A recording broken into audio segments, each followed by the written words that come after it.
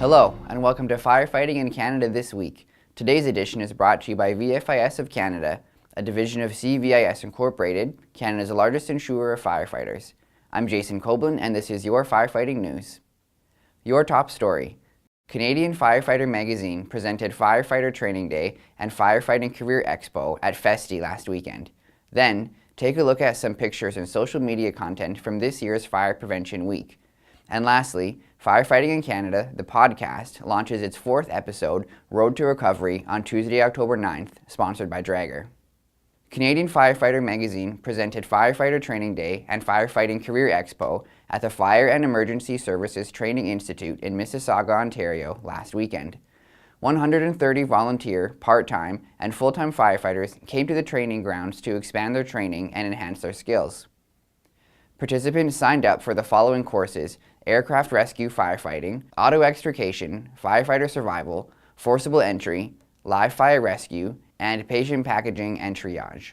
While training day was underway, 40 hopeful new firefighting recruits and students participated in the Firefighting Career Expo, where they learned from fire chiefs and industry experts how to set themselves up for success as a firefighter and learn tips for getting hired. They learned networking skills, how to build a resume, what to say and not to say in an interview, and sat in on sessions presented by firefighter Corey Pern, Executive Director of Ontario Association of Fire Chiefs Richard Boys, and Deputy Fire Chief David Lane. Cambridge Fire Chief Neil Main and Milton Fire Chief David Pratt also participated in mock interview sessions with the recruits and students at the event. Fire departments, schools, and other organizations across Canada and the U.S. are participating in Fire Prevention Week from October 7th to the 13th and using social media to help promote what they've been up to. This year's theme focuses on 3 actions people can take to be fire safe: look, listen, and learn. Look for potential fire hazards around your home, listen for the smoke alarms in an emergency, and learn 2 ways out of every room in your home.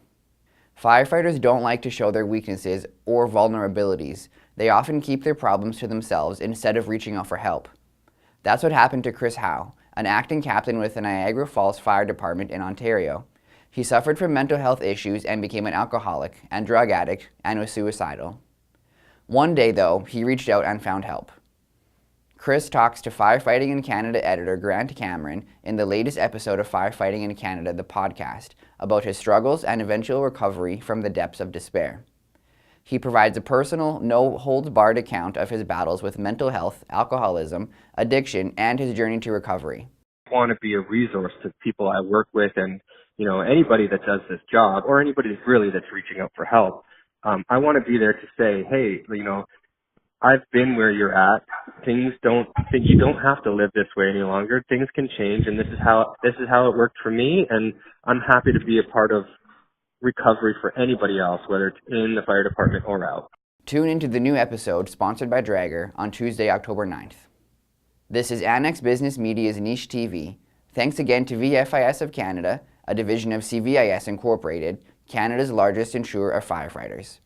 Stay tuned for our next episode of Firefighting in Canada This Week on Friday, October 12th. I'm Jason Coblin. See you next time.